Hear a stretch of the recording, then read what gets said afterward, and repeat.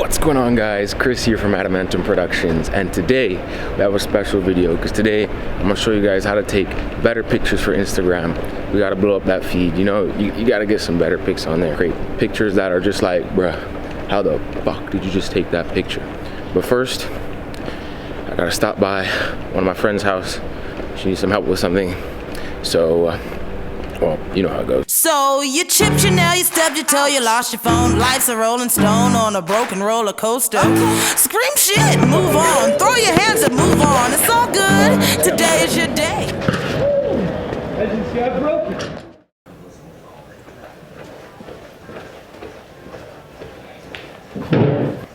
Alright, I'm currently at my friend's house. She just needed help with a spider problem.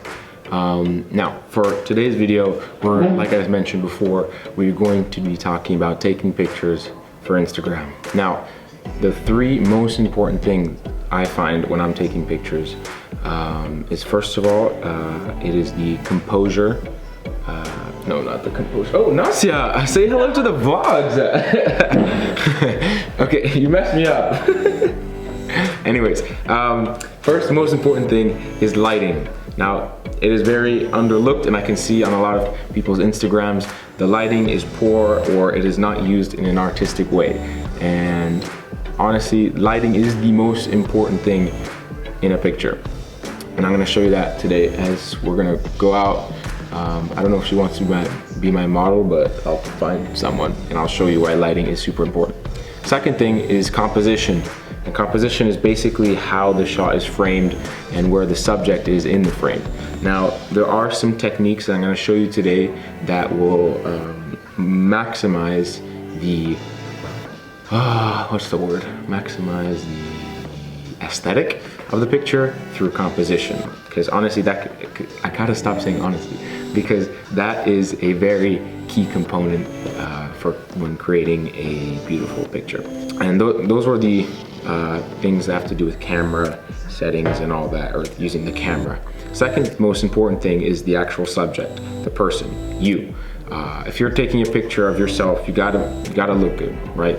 And it's not just like how much makeup you're wearing or what watches you're wearing. It's more of a what are the angles, what are the positions, body positions that make you look best, that are most that you find most attractive. Now that's gonna take some time to figure out, and I'll see today when I have my model what angles she looks best in or he looks best in, and from there we will decide what she or he will need to look most attractive. And finally, editing the picture. You don't know how many times I scrolling through my feed and I see a picture that is composed beautifully, has amazing lighting, the subject looks very attractive in it, but they put on some Instagram filter that just kills the whole professional look to it.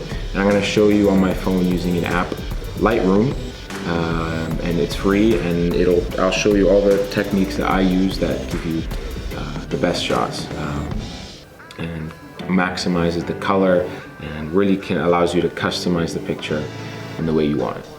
So I'll see you in a bit. Salut les gars, we are currently walking. Why are you doing it from all the way up there? Why is you a bird's eye? This is really heavy. That's because of the lens. I put on a heavier lens because it's better. Okay, so we're walking towards bus 60. This is way too heavy. Okay, I'll do it. All right, guys, we're going towards we're going to the AUP orientation. I'm currently with Nasya, aka Dreamy Angel. I'll put her Instagram right over her head. I'm trying to post more. I'm gonna help her post more content because right now her Instagram is super dry. And all right, guys, I'm currently gonna be taking pictures of. What's her name? Introduce yourself. Hi, I'm Katie. Where are you from? I'm from Washington, D.C. Yeah, we're kind of from the same area. And who else we got here? Danny Safawi. Okay. I'm from Los Angeles. Los Angeles. All right, I'm gonna plug in their Instagrams right over there. But first, like I mentioned, I'm gonna take pictures of her. Actually, I'm gonna take pictures of you too. We'll take pictures. And I'm gonna explain. You. No, not for me, not for me. And all right, so I just got some nasty pictures with these guys. These are new AUP students, as I'm currently going to university at AUP. So I'm meeting new people, finding out who my new squad is, and these two right here, they're probably one of the coolest people here. So in a bit, I'm gonna go home and I'm gonna edit the pictures. I'm gonna give you a screen view of what it looks like as I'm editing them through Lightroom. And I'm gonna show you what I do to get the best quality and get the best colors out of the picture. I'm just gonna say right off the bat though, these are gonna be nasty pictures, and these are like crazy good for Instagram. And I promise if you keep posting pictures like these, your Instagram game is gonna blow up. All right, here is one of the pictures we got this evening as we were taking a bunch of pictures on this beautiful bridge here in Paris. The lighting was beautiful, and Katie here actually really popped out nicely in this image. So out of all that, we took a bunch of pictures, but this was probably my favorite one. So I'm going to jump into Adobe Lightroom and show you how I edit it to give it the most life and color. So here we are in the app. As you see on the bottom here, we have a menu slider with all the adjustments we can make, which are a lot. And I'm going to show you an easy and simple way to make it look just amazing. So first of all, I want to increase the contrast. Now, the way I increase the contrast is actually not with the contrast slider, because I feel it's a bit too dramatic, but with the whites and black sliders here at the bottom, which is basically allows me to customize how dark I want the blacks and how bright I want the whites. So first of all, I want to bring the blacks down a little bit. Now this will mainly darken her hair, as those are the darkest parts of the image. Not so much, maybe about this amount, just to create a little bit more contrast in the hair. And now I'm going to bring up the whites actually to basically get more brightness out of her skin and her teeth. So this just makes her a bit more flattering. I've always increased the whites a little bit to make the subject stick out more brightly. And if you see a before and after, it basically just makes her face stick out more. And now moving over to the color. The color is extremely important now because I shot the picture very flat, which basically means very uncolorful. And that gives me a lot of information to color now. So usually what I do is start with the vibrancy. Now I slide the vibrancy over a little bit at a time until I feel it's something that's appealing. And let's say about 35. That seems like a pretty good amount. Now as you can see from the original, the picture has already come to life in a form, and it's actually, you could post this right away and it will still be a beautiful shot. But what I'm going to do is I'm actually going to increase the saturation a little bit, and that basically makes the present colors even more vibrant.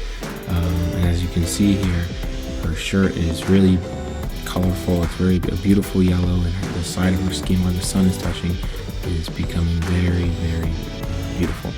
And finally, actually this is you could post this easily, and this was already a beautiful shot. This is the original, and right now here is the colored shot.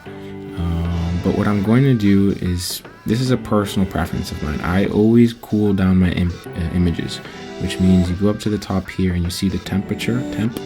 I always bring it closer to the blues, which creates not too much, but just creates a little contrast with the yellow orange color that the sun casts onto her skin.